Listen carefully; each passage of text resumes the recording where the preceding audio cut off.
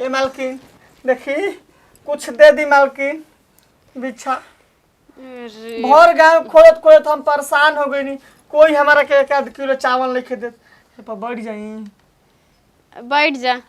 अरे मालकिन राउर गोड़ धो के हम पियम कैसन कहत होनिए रह मतलब कि जगह दे नहीं बैठे तो सोचो था कि सिर्फ सर पे बैठ जाई। ए मालकिन देखी हमारा के भीख मांगा समझ कर वो दे दी। ए कैसन बोलत एक थप्पड़ दे हम तो दिमाग कुछ ठंडा तारा बहने नाप से हमरा बका तारा। ई का कहतनी मालकिन का भइल? ए मालकिन देखी कुछ ना देम न तो हमारा के एगो कामे दे दी। काम कम से कम हमारा के हई भीख मांगल तो छूट जाई। कोनो काम धंधा होई तो दे दी हमारा के। और घर में कुछ काम धंधा करत रहम 2 वक्त के रोटी हम खात रहम हमार पेट भरत रही यही घर में। और कुकुर बन के सेवा करत रहम। अपना के तो खाए के ठिकाना नहीं हम तो के पाल के रखी आय जन हो एगो मरद बा ओकरा से तो परेशान रहता नी। जब से बियाह कर के आली तब से परेशान बनी। हां ये मालकिन देखी हम बहुत काम वाला आदमी हई और जवन को हम तवन हम काम कर दी। काम कर दे? हां का फायदा बा हमरा के? अरे उ न निकामा बाड़न हम तो सही रहम न। देखो बोर चढ़ के बोलता अब ऊपर होता सर से पानी ढेर ऊपर हो गइल बा। हमरा के डांटी मत हम रोवे लागम निकल जैसे और जवन को हम तवन काम कर देम हमरा के रख के त खाई देखी नौकरी पर। सचो में नु तब कहे बेचारा पर बहुत दुख बा। गद्दारी ना करवा ना 10 9 जोड़ के रवा आगे हाथ जोड़तनी हम गद्दारी ना करम। चलो चलो हमर पेट भर जाई हम गद्दारी ना करम। चल कम से कम घरे नहीं खी कम से कम तू रहबो घर में तो कुल कमात हम तो हो जवन को हम तवन रवा हम काम कर देम बस रवा काम क के त देखी। आ ठीक बा तो नौकरी पक्का बाटे।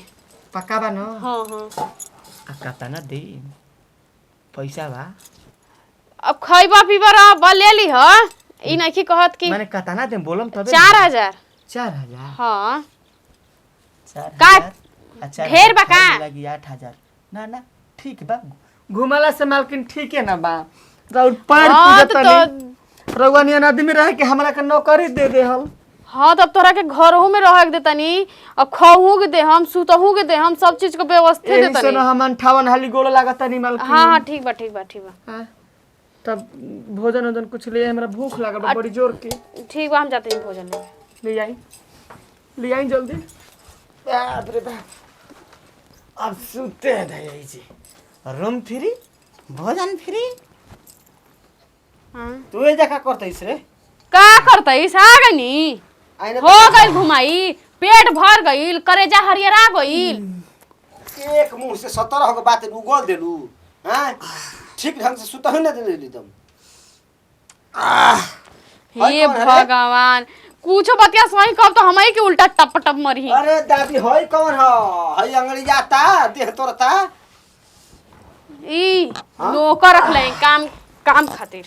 नौकर रख रही काम खातिर? हां अच्छा हम दूसरा के नौकरी कर जाई आ तू घरे दूसर नौकर रखतरी तो इतना का ढंग से करी? खड़ा हो गई बड़ी। हां तो वैसे भी रवा घरे तो रहबे ना करें रवा से घर से मतलब तो कुछ होइए नहीं बड़ा हाला होता जी सुते दे। हां सरवा होई हरे ए फुट सरवा भिखारी सिखारी कहीं के भीख मांगे वाला रोजाना तनी का ओ दादा भेंट भई रहे एक दिन एकरा से। मालिक 10 गो नो बा हई 10 गो 20 गो नो जोड़ के गोड़ लागत रे रख तोहर से हम गोड़ लागत नहीं ही त राम चलो जल्दी भागाई जले तारा लेका आदमी के जरूरत नहीं थे।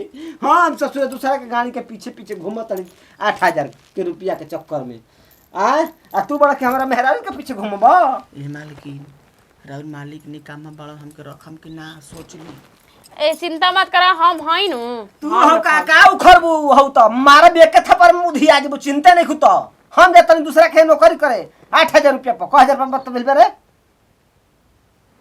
1000 पर रखले बड़ी करा के 2000 पर 200 रुपया पर काम करबा सरवा 200 पर काम करी तो ये नहीं कि 6000 रुपया महीना होता कहाँ से दिए रे 8000 के नौकरी में एगो नौकर खटेबी तू हैं ए मालिक मालिक ना से बेचारा के नौकरी बर्बाद अरे, में ही बहुत तेरा। बड़का हाथ बा पिलुआ परी जिंदगी बर्बाद हो जाई झंड हो जाई कम से कम हमारे बाल बच्चा बा मालिक देखी बर्बाद दया तो करी। हमरा के तू कल चाहत रे तो रोहन लागत वैसन ये करो महाराज पसंद बा अरे ना पसंद हो गइल भाई कैसन उल्टा सीधा बकी ना जी कहाँ ले पैसा देबी तू कहाँ ले देबी कहाँ ले? धी तोर बाप धी लिया के तरह के तो ये समझे के चाहिए के जब घर में कल्ले बानी कोनो घोटा तो तो तारक पड़त हम देखी जब घर नहीं। हइये नहीं की तो हम केकरा से कहे जाए अच्छा तोरे के गौरव तो कमाई ए पे मालकिन मालकिन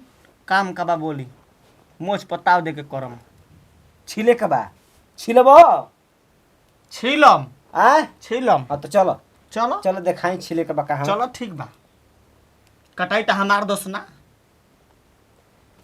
ऐसे कैसे छिलबो के कटाइए जाई का छिले के बा तैयार हो गया तो पूछला हो कि का छिले के बा बहुत कुछ दुनिया में छिले वाला बा का बा बताओ हैं बताई मालिक तू का छिलल चाहता रह रे बा का छिलवाई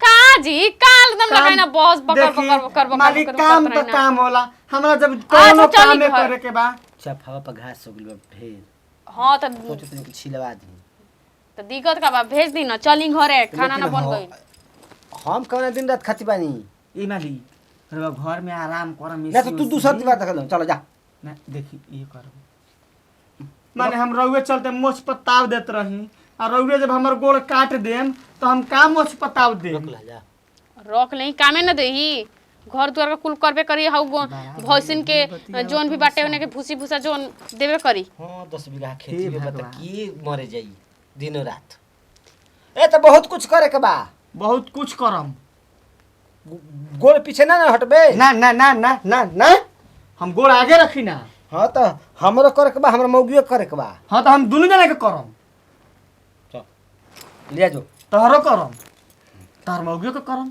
कौची करबे हाँ कौची करबे काम काम काम काम काम अच्छा चलो हम बताओ तनी काम हम भोज के कोई भूसा देवे के बाबा चलो पकड़ात रही जो आज से तोर ड्यूटी चालू आज क तारीख ह उनकी? 18 तारीख उनके करे के बा जानता नहीं उनके करे के बा कि काम करे के बा माने उनकरे काम राउर काम नहीं के ना अबे ओकर काम बाटल नहीं खे ठीक एगो बा घर के काम बा एगो बाहर के काम बा तन के आराम कर लेते मालिक ठीक रह जा पहले काम कर तब राती के आराम करिए चलो दौड़त दौड़त हम थाक न एही तरह पैसा लेबा ही तरह आम आय काम हम ना करी सरबा भिखारी पर हमरा संग ना ना ना ना जाइम जाइम तो फोकट काम भेले बा काम करम जो इजरा है तनी हई छोड़ दी ना ना ले जा ओ जे ध दिए वो ले ले जाई। में ठीक बा बाप रे बाप हे भगवान चलो अब हमरो के आरामे हो गइल आधा काम तो ससुर करबे न करी हन काम करत करत थाक जात रहनी राती कोनो आवत रहनी कब सूत जात रहनी पते न चलत रहल ह मेहरारू कब बार छुकुटी काट के जगावत रहल हिय तो सबेरे न पता चलत रहल ह जब गरियावत रहल हिय तो अब तो कुछ राहत भेटाई हमरा के अब आराम करब कुछ